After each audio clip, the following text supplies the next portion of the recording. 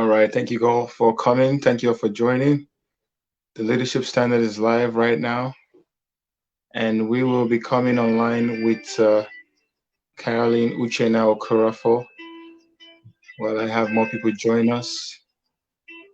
Thank you all for being a part of this show today. And for those who are just joining us for the first time, my name is Buchi Law OKK, and I am your host for today's Leadership Standard, where we'll be bringing on Caroline Uchenna Okorafor. Caroline Uchenna Okorafor is a lawyer, a human rights activist, as well as the principal secretary of the indigenous people of Biafra. And my name is Buchilo, and I'm excited to have you all here. As we wait on her to join us, she's going to be joining us shortly. I just want you to, first of all, have an understanding of what this show is about. And you can always put your comments down below, and we would be excited to read them out or talk about them. First of all, I want to just appreciate everyone for coming. The Leadership Standard is a youth-run organization. We're based out of California, United States, and we are a youth-run organization set out to promote young people who are doing positive things in the world, young people doing exciting things in society, young people doing exciting things in the world. And we believe that one of those young people that are doing great things in our world today, is by the person of Uchenna Okorafor, because she is one of those people who is very passionate about leadership, passionate about making a difference in society. And you all will see why I say so in a couple of minutes when she joins us shortly. We believe that there is a lot of injustice going on around the world. And today we want to talk about that, most especially what's going on in eastern Nigeria, the Biafra land. And Uchenna Okorafor is very well versed on these issues and some of the injustice going on. And we know that any injustice anywhere around the world affects everyone, no matter how minute you may be in any part of the society in the world, it affects everyone. So thank you for your comments. James, good evening, James Friday. Mike Starter, good evening as well. And we are praying, and we're looking forward to a free Biafra, and that's what we want. And that is what she is going to be talking to us today. So 1 second while we wait for her. She's still not here. Hopefully she'll be here soon. While I get ready, I just want everyone, if you have any questions or comments, please put them down. We look forward to answering as many questions as possible as we can today. As I was saying, I don't know what your opinion is or what your understanding is, but it doesn't matter. Injustice anywhere is affecting everybody. We're seeing what's going on with the killings, the rapings of women in eastern Nigeria and Biafra.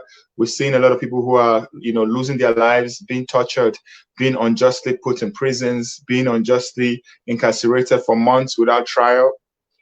All of these things is a signal to what's going on in eastern Nigeria, and we have to create more avenues to talk about these things. And if we don't talk about these things, it's going to keep happening. There's not going to be any change. There's not going to be any difference.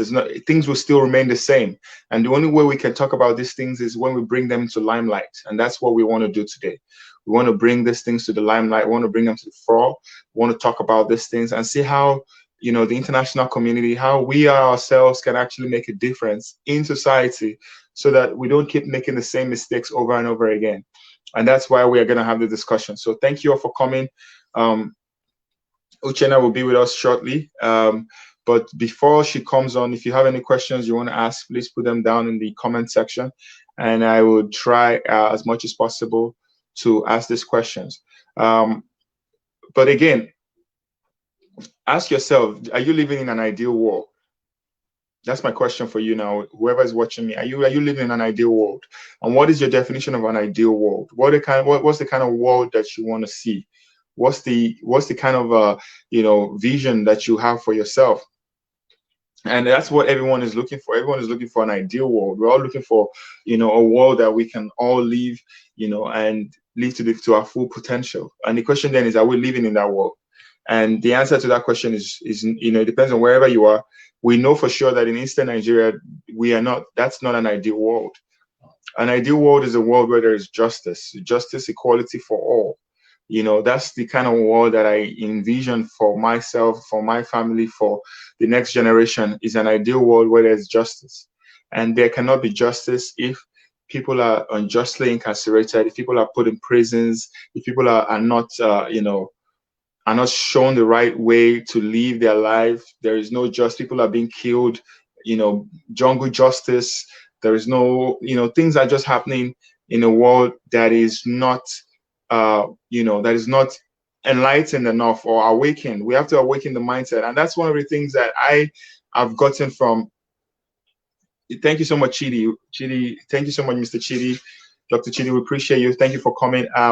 This is, and as you know, if you go on my Instagram page, you'll see that there is a, you know, I have a following as well. The Leadership Standard has a following as well on Instagram, and that's where we usually have our shows. But because of Carolyn Uchenna requested specifically that she wanted to do the show on Facebook and Twitter, because she has more people on there on that platform, and that's why we're bringing it over here. And she's going to be joining us shortly. We're just waiting on some few things before she comes in, but she's going to be with us shortly. So please, thank you all for your patience, and I'm sorry that she's not here yet, but she will be here shortly. And that's a promise and that's a guarantee.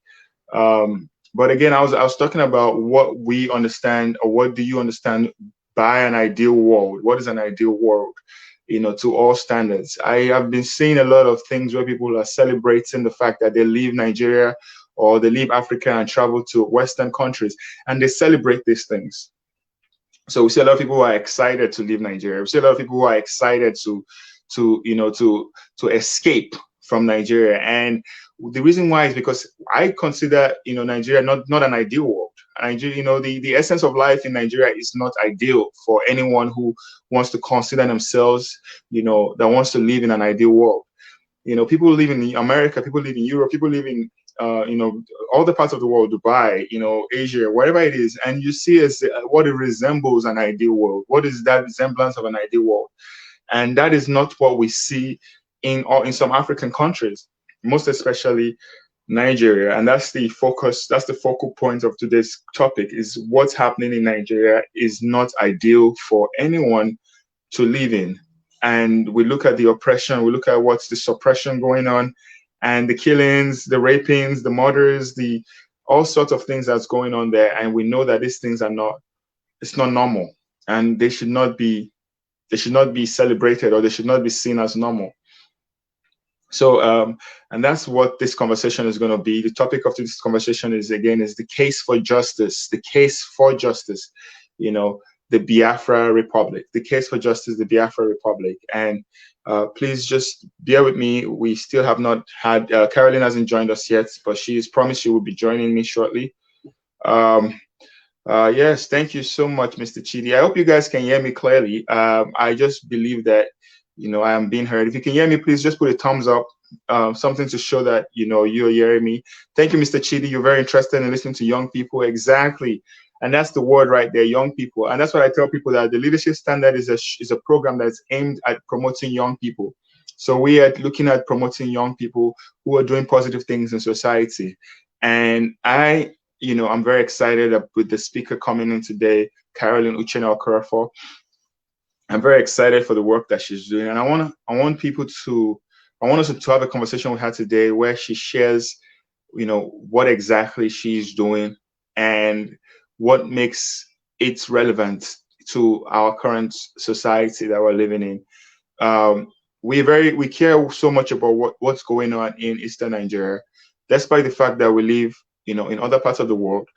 We still believe and trust that what's going on there affects us. No matter how small, no matter how big it is, it still affects us.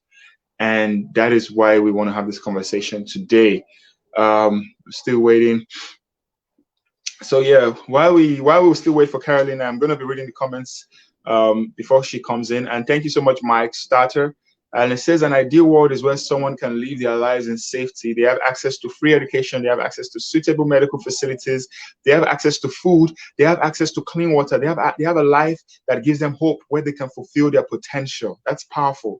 I believe that's a strong word right there. An ideal world is exactly what you said, Mike, exactly what you said. And do you ask yourself where you're living in right now? That's true. Ask yourself, Mike Starter, where you're living in right now, do you consider that an ideal world? Do you consider where you are staying, your current residence, where you're domiciled, do you consider that an ideal world? And I know for sure that's not what's going on in places like Obigbo, in Olu, in Anambra State, in Imo State, in Enugu State, where there is no water, where there is no lights, where there is no healthcare, where doctors are fainting. That is not an ideal world. That is not an ideal world. That is not an ideal world. We have to talk about these things. We have to create a platform where we can discuss about these things. As Mr. Chidi said, unfortunately, a lot of young people are not interested in discussing difficult topics. Listen, we have to start having this conversation. And let me tell you, let me see. Sorry about that. I think I caught up. Oh yeah, we have Caroline. Yeah, she's finally here. Hey Caroline, how are you? Let me see. Let me see if you can stream. There we go. Thank you so much, Caroline. Can you hear me? I can. All right. Thank you so much, Caroline. Thank you for coming. Thank you for coming in. We've started this conversation. I was like literally pouring the fire in while I was waiting for you to come in, because I could tell that a lot of people are excited to have you on this show. I'm excited to have you on this show. I see the things that you do for Biafra. I see the kind of conversations that you want to have for Biafra. I see the way you are excited and passionate about these things. And I want to just open this floor up for you. First of all, to those who are watching who may not know what Biafra is, those who are like new, new in this platform or new in this space. What is your understanding of Biafra? How would you explain Biafra to someone who's just joining for the first time? Well, I mean, the first thing when I tell people what is Biafra, the first thing that comes to my thoughts, my mind, my heart is freedom. So Biafra is basically what I identify myself as, pretty much what it's Biafra, for one, is a place in the Southeast, right? It's the Southeast. It's its own republic. And this is something that we're fighting for to basically declare it as a republic. So when you ask me what Biafra is, I would come in and say that Biafra means freedom, because we're fighting for people to be free from this country called Nigeria. Totally. And you said freedom, and when you say that, a lot of people may not understand exactly why we are fighting for freedom in a country that seemingly seems like it's free. So why do people say that, when you say something about Biafra, people fighting for freedom? What's the essence behind that? Why are people fighting for freedom? What's happening? What's the fight for? The fight is for freedom. I mean, I know a lot of people are not, well, here in the United States, I know a lot of people are not focused on what's really going on in Nigeria.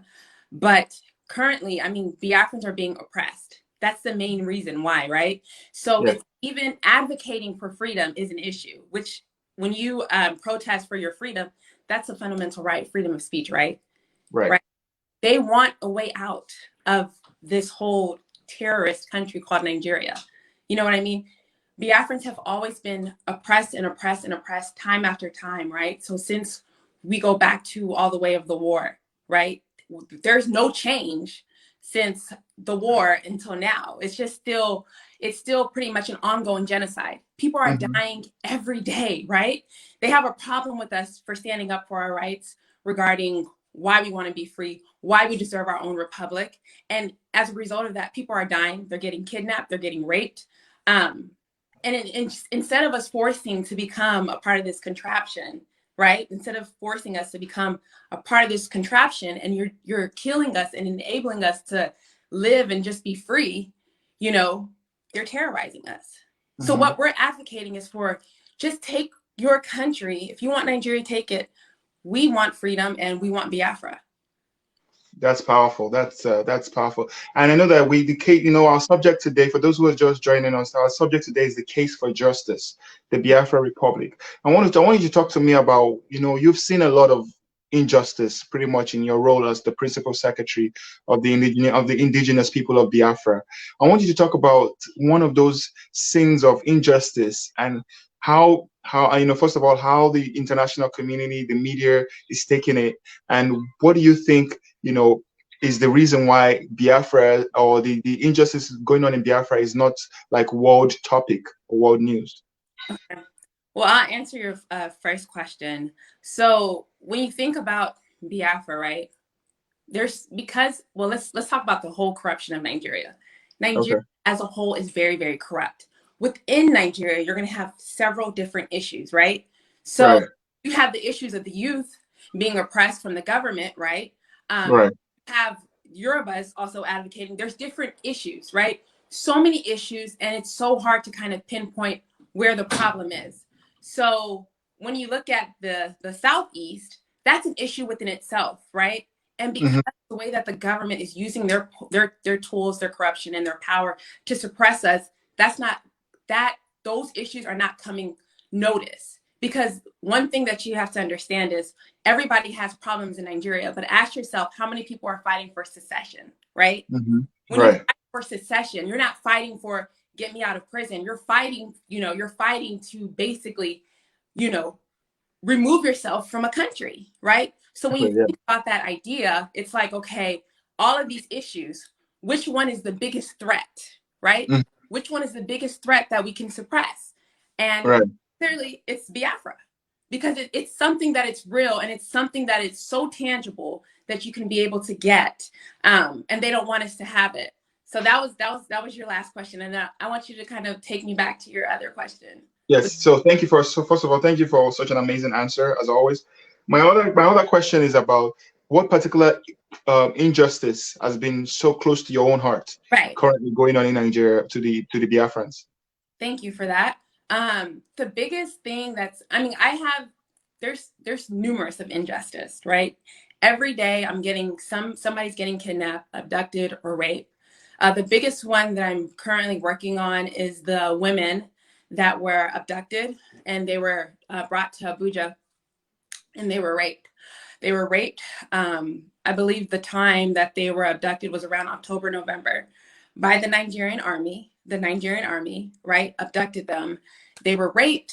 And I kind of get emotional. Like, I don't want to get emotional, but since that has happened, I've been able to speak with some of the women, and I'm not going to say the women that I'm communicating with, but one of them or two of them, just two of them that I've been speaking with, they shared their story with me in a way that I can't sleep.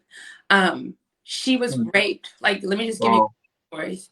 She was raped while she was in prison, and the thing that hurt me the most was she was a virgin, right?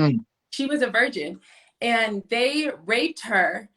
She told me about 4 to 5 men a day. Wow. Right. Not only was she raped, it was probably when she was detained, it was probably like one time or twice a week where she was even able to get food. Right? But you said by the Nigerian army. By the Nigerian army. Yes. The Nigerian army are like the people who are meant to protect the people. Exactly. They are the citizens of Nigeria raped their own citizens. Exactly. The people that are meant to protect you are the ones that are doing it. And the way that she said, it was just man after man. I mean, if that does not hurt your soul, then why are you even living? Why? It hurts me so much. Sorry, you're muted. I think you're muted, Carolyn. Carolyn, I think you're okay. I can hear you now. Go on. Okay. It hurt me so much. I said to myself that every single one of those women that were raped or detained unjustly, their names are tattooed on my heart, and I will make sure that justice is served. Because the thing about it is, you see, this is the problems with Nigeria. You see, when the 300 schoolgirls were kidnapped, did you see that? The 300 girls? Yeah. That was a big deal, right? It was all over the news and stuff, which is very sad, right? Because the insecurity levels are, it's just horrible. The 300 girls were kidnapped. This situation happened. Look at the media attention that it got. Zero.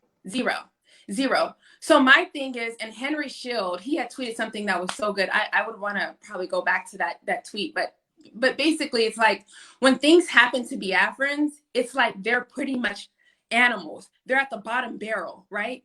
They're not even considered humans. They're not even considered, the governors in those states cannot protect them, right? Right. So people like me, you, other people that are advocating for their freedom, that's who they have.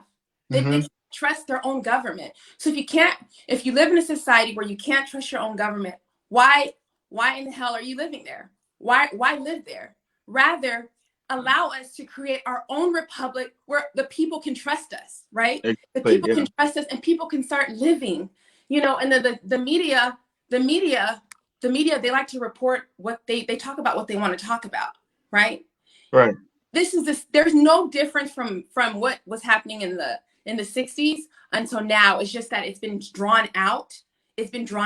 Biafrans have been killed by numbers. Not only are they killed by numbers, they're abducted every day. This new thing that the Nigerian that the government passed, where they basically bought a debugging system for WhatsApp, so they will be able to track Biafrans and abduct them. That's exactly what's going on.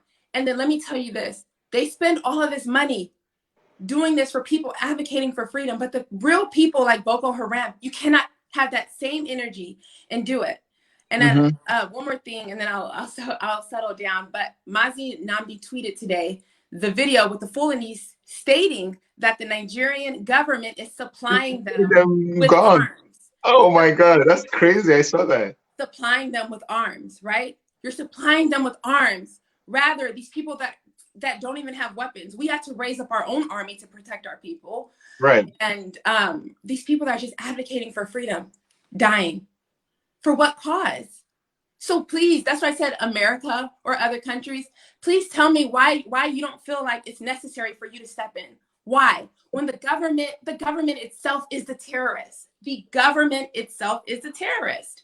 Right. We just want to be by ourselves. We can run it our own. We can do what we need to do for our people. Just leave us alone. So I want you to ask. I want to ask you this question.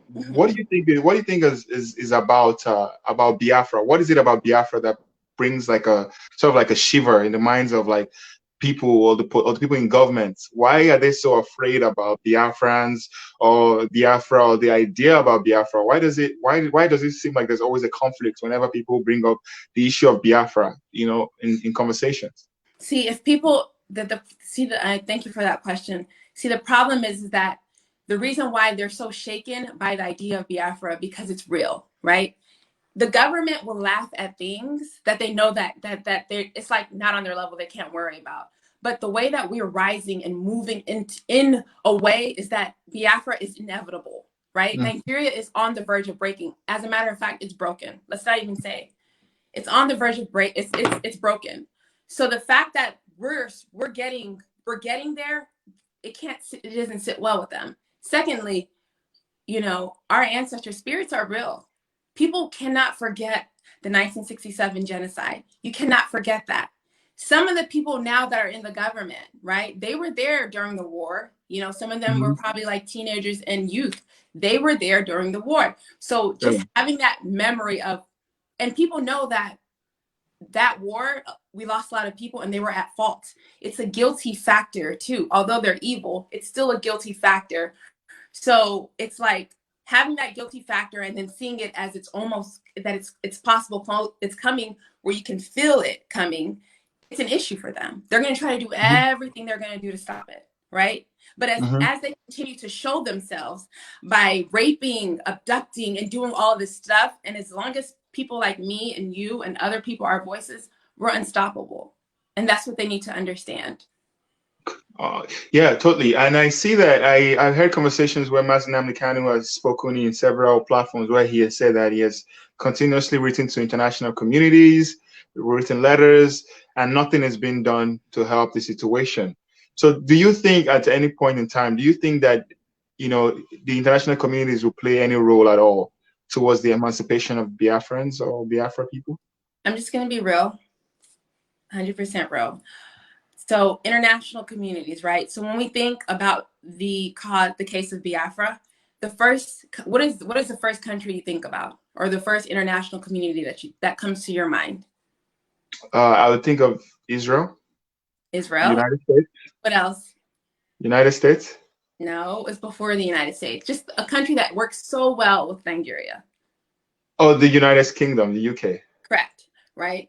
They have, listen, so it's just a lot of stuff. You have to understand how this works. You have to kind of really unwind. You can't just like, some people just say, well, why can't these people help? You have to understand how people's hands are tied, right? Right. United Kingdom, when you go back, right? When you go way, way back, right?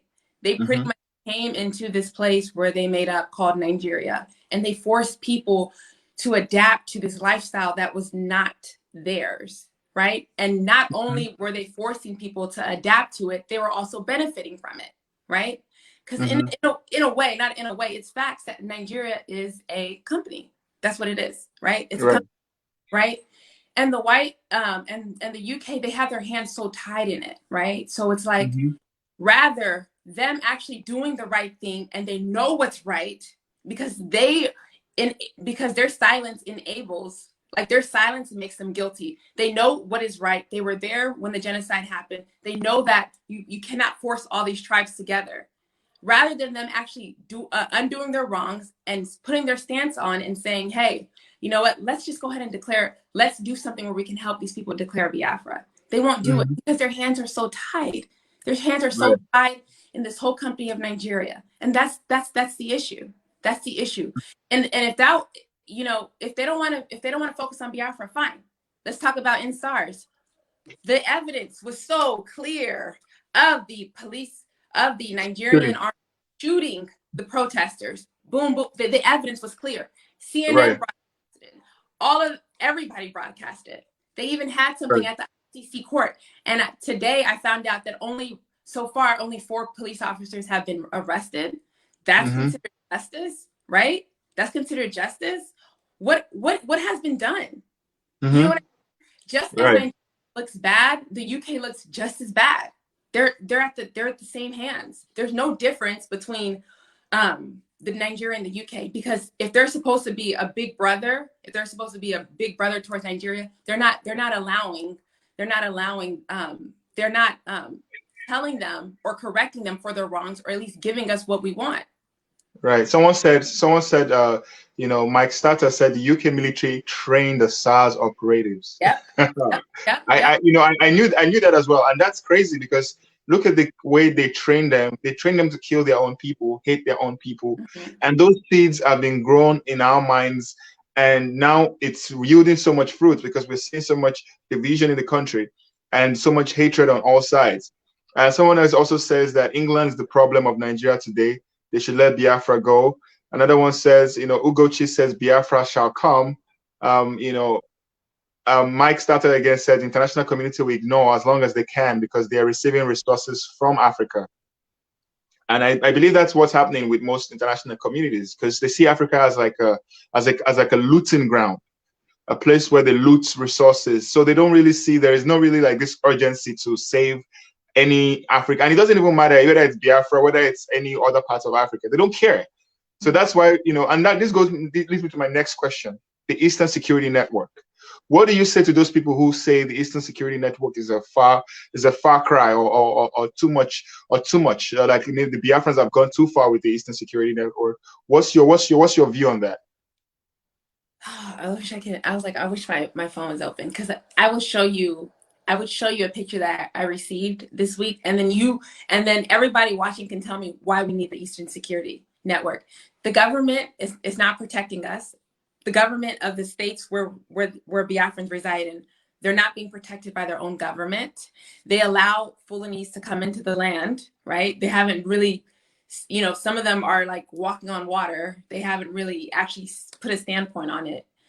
They allow all of these atrocities to happen to Biafrans. So when people are getting so tired of the dying and the killings and just the sad news every day, right?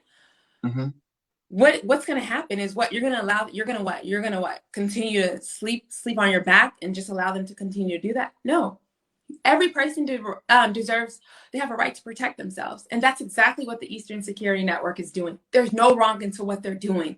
You have a Nigerian army that supplies terrorist groups, right? That supplies actual terrorist groups and Fulanese with AK-47s when weapons are not, you're not allowed to have arms, right? Right. But people that are advocating for freedom, it's a problem. They are the biggest enemy, right? So that's my issue. People need to stop questioning, why is there an Eastern Security Network? Why are you continuing to kill Biafrans? Mm-hmm. Why does the government continue to kill Biafrans, right? Mm-hmm. And allow it? No justice is ever served. So guess what? We raised our own army, and they're doing Right. That's good. And that's good. Now, what's your view on the complacency? How complacent would you say the Nigerian journalists or the journalism in Nigeria has been? And what's your vision? Because you know Nigeria is moving to a brink of collapse. Everyone can see that Nigeria is going to collapse someday, sometime, somehow with what's going on. But how would you say that the journalism in Nigeria is playing a role, you know, to even bring more, you know, problems in Nigeria? Well, when we talk about Nigeria, it's a very impoverished country, right? So everything is pretty much controlled.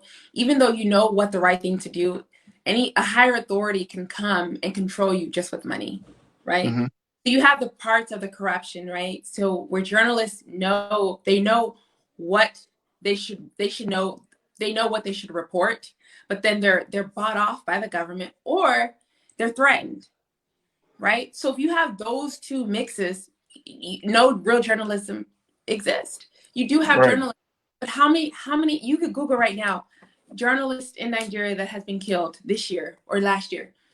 They've, you know, when the ones that are brave and they speak up, they either have to flee to another country and seek asylum, or they just stop what they're doing, or they're killed. So if you're putting that on somebody's life, then why even try to talk or tell people what the truth is, right? When your own government is killing you and silencing you when you're trying to speak of the truth.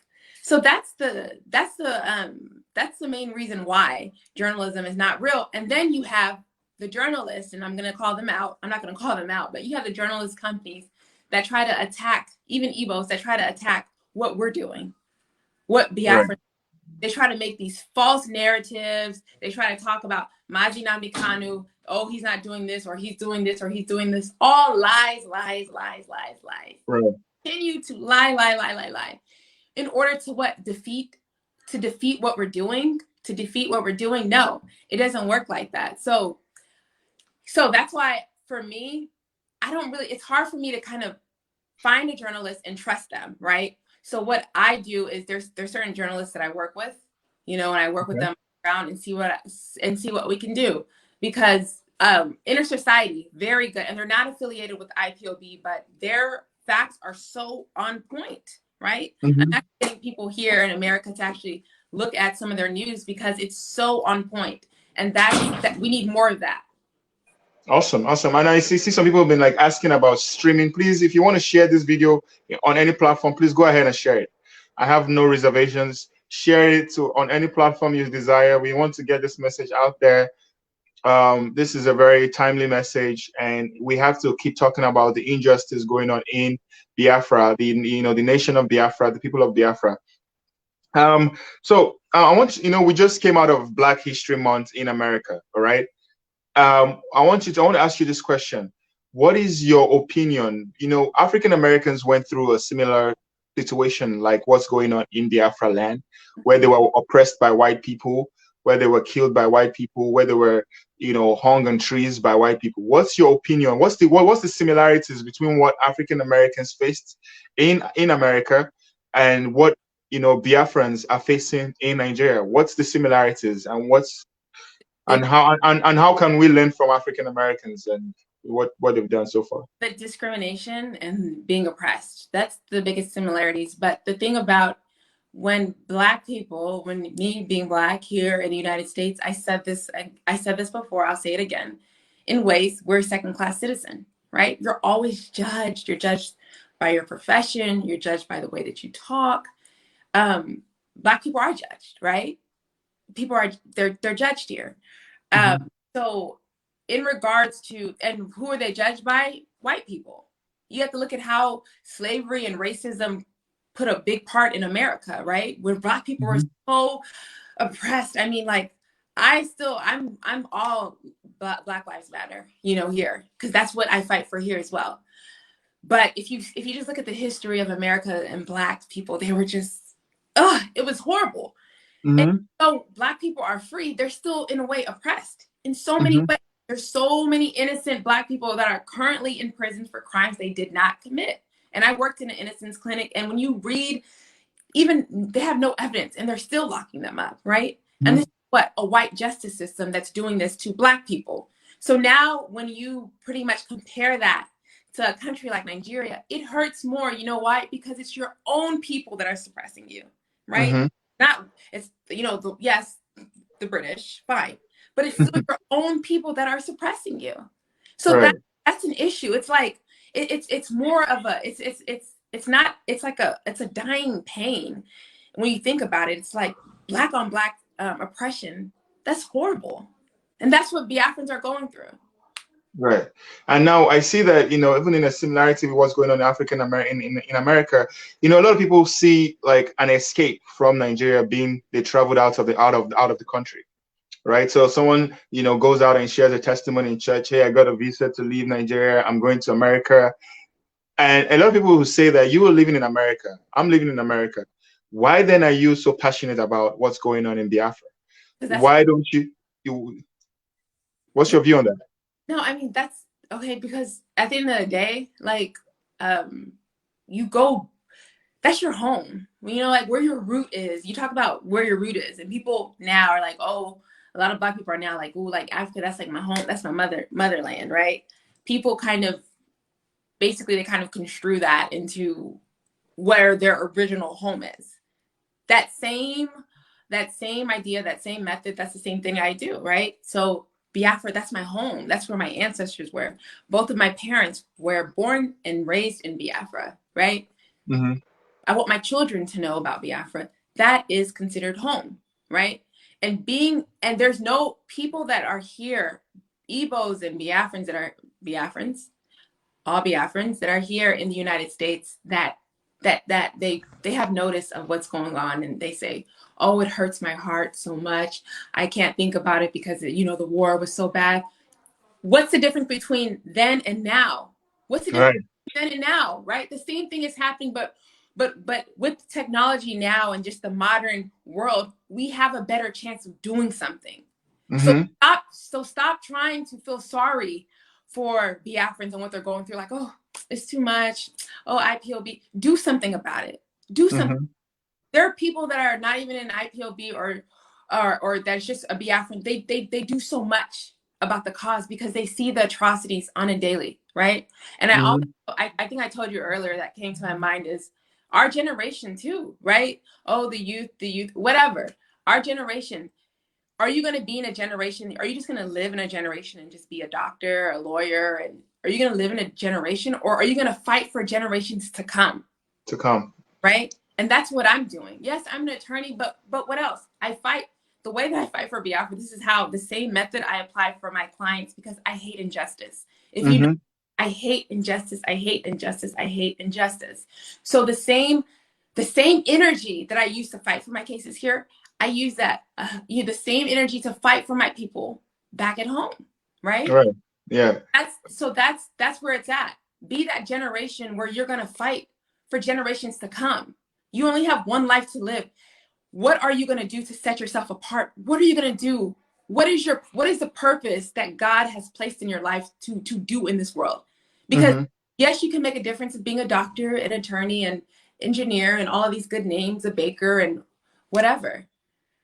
But you ask yourself, right, when it comes to what we're doing, which is saving a population, that's huge. And people here in America that are Biafrans, or if you don't want to, Biafrans, or in other organizations such as UIU, join the struggle, right? Because this is real. This stuff is real. Yeah.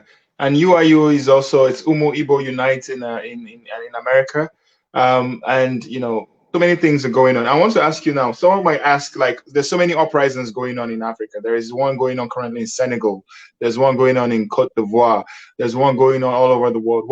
There's one going on in Uganda, you know, with the killings in Bobby Wine's election and so many killings all over the world. Someone might ask, what's so special about the Biafran struggle? Like, what's so special about the Biafran people?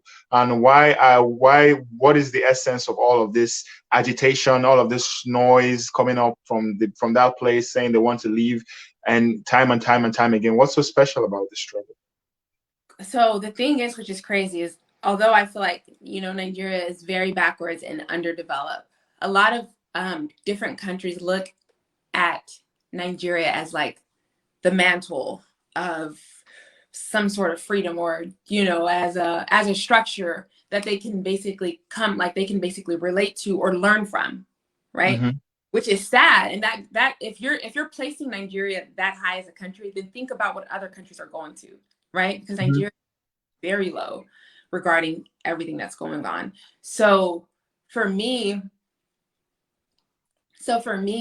when I think about, okay, we have this, we have Nigeria, and other countries are looking towards Nigeria. If we fight for freedom, if we fight for freedom, and when we get Biafra, and we basically show other countries in Africa, this is the example. Just be an example of what a country should look like. We have the resources, we have the wealth that was given free from God. Let's set that tone of what it looks like for people to exercise their fundamental rights, where you actually have a real military protecting you, where you have a president that speaks up live when atrocities occur, or a president that is not biased towards one type of ethnic group. No, Biafra is a representative of freedom. It represents freedom. You give us Biafra, and we're going to show you what a proper country, what a proper republic would look like in Africa as a continent. When people start to see that, right, you're going to be like, okay, if they can do it, I can do it too. You want to set that trend. And as long as this is going on, there's no trends that are going to be set. So you're saying that Biafra is going to be an example to African nations all around the world. And my next question to you is then, like, someone will ask you, what then is the leadership in all this Biafra in Eastern Nigeria? You know, the governors, the local government chairmen, all these other people that are taking up leadership positions. What are they doing? What's your opinion on what they are doing, and how can they do better to make even significant progress to the life of the Biafrans all over the world, or in Nigeria? So which leadership in Nigeria? Yes, the leadership of the eastern leadership. Now, the governors of these eastern states. What's your opinion on them, and how can they do better to support what the Biafra movement is all about? So let me stop you right there. So do better. They have not done anything. Okay. So we can't say how can they do better when they haven't done anything to help us, Right. They're so caught up in the monetary, right? The monetary, the tangible of the money and the wealth that they're basically selling their souls and selling to basically generate from. So what can they do better? Nothing. They haven't done anything at all.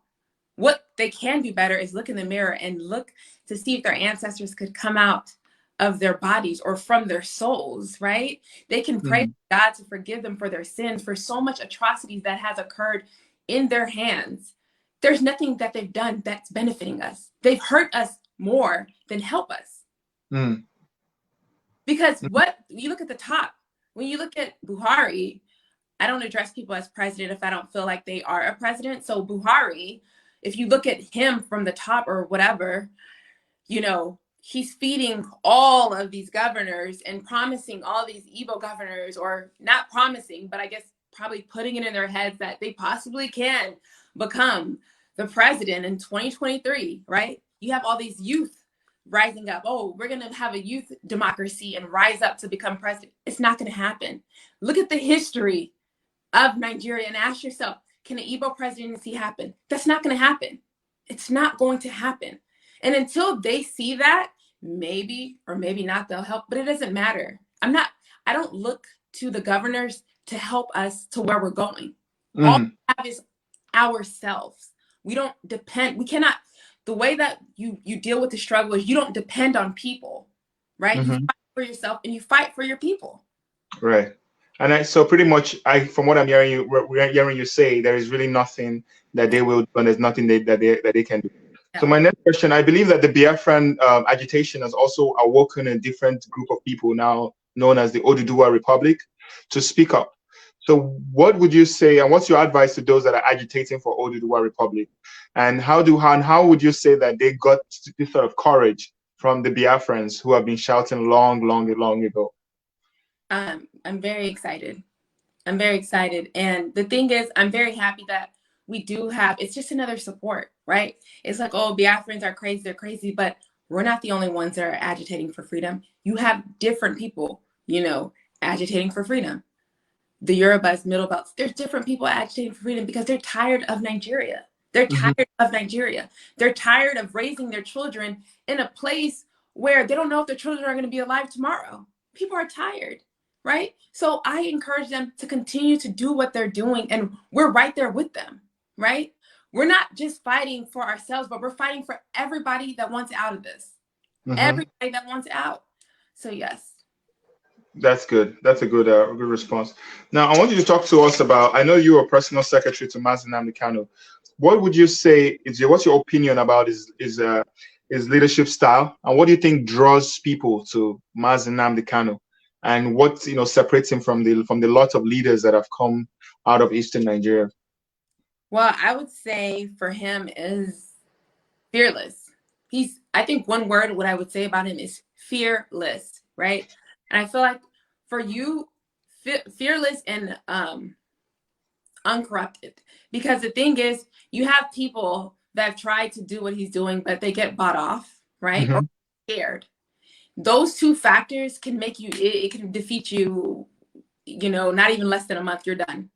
Those two factors, in order for you to do this on a level that he's doing, you have to be fearless and you cannot be corrupt. And you have to truly have compassion for your people, right? Mm-hmm.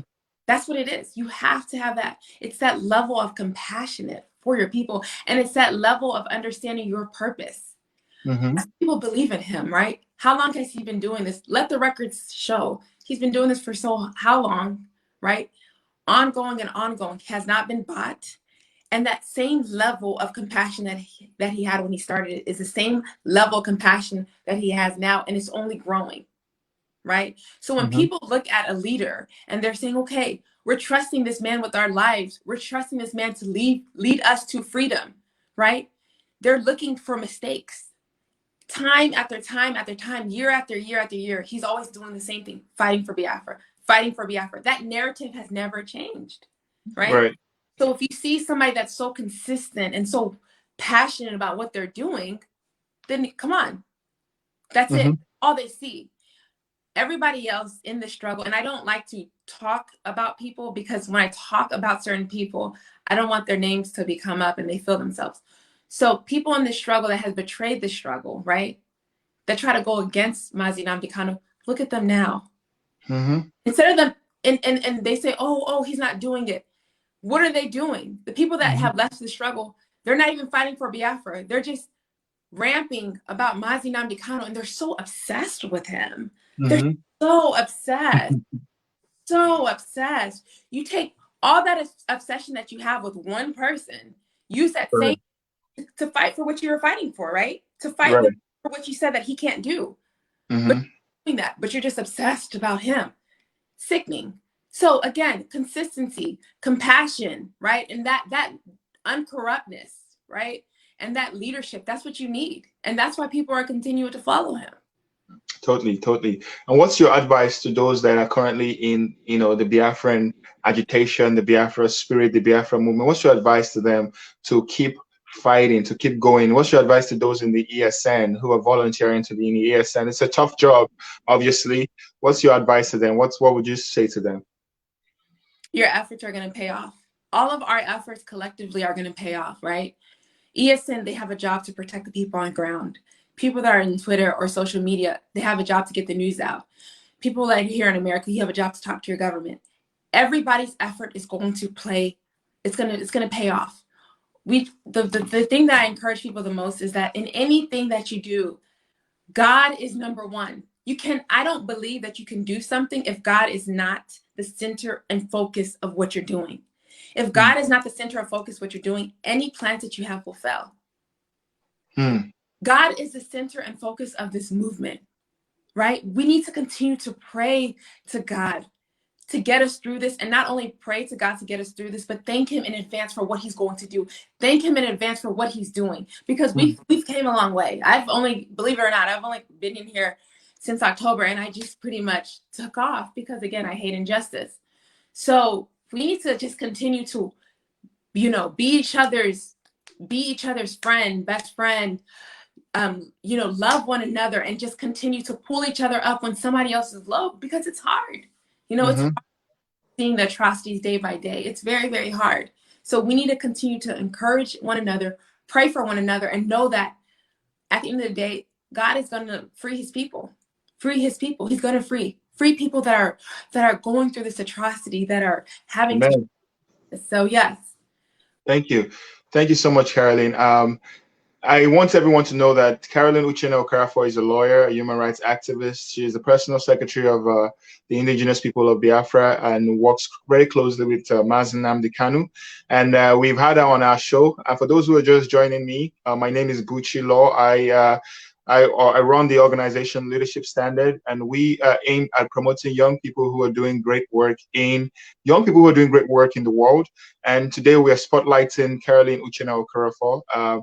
As you all have been here since the beginning of this show, you can see how passionate she is about issues of injustice, issues of you know, killings and murders and rapes of young women in Nigeria by the Nigerian army, allegedly. But that is what it is, because we know that is what has been shown. But we will continue to, you know, we'll continue to have her on this show, you know, to keep talking. And I know you said you only have an hour to spend, and I'm always like a stickler to time, and I don't like to exhaust my my guests. But is there any final words you want to say, Caroline? A lot of people are pulling on your strength, and I know that you as well. I don't know where you get your strength from, but I know that you get your strength obviously from God. I could tell how passionate you speak about God and, you know, his guidance in your life. But, you know, are there any final words? Is there anything you want to say? You know, maybe I didn't ask you about it, but if there's something you want to tell people who are listening. I mean, the only thing that I can say is, if you're here in the United States and you're watching this, don't stop watching, and let's start taking action. Like, join what we're doing, and I'm telling you, your efforts, your individual efforts, is going to make a difference, right? And those of you who are, you know, unfortunately in Biafra right now, praying every day just to live, help is coming. We're coming, right? We're gonna help you, and I just want you to just. I'm not trying to say have patience, because you live there and you feel what's going on, but just bear with us and just know that we're not going to give up on this, right? For everyone who's lost somebody, who's been raped or tortured by these terrorist governments and different different ethnic groups, the Fulanese, or just affected in some way, right?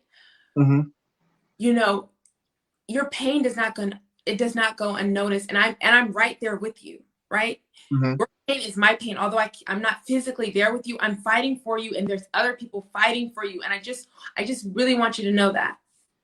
What's your advice for young people?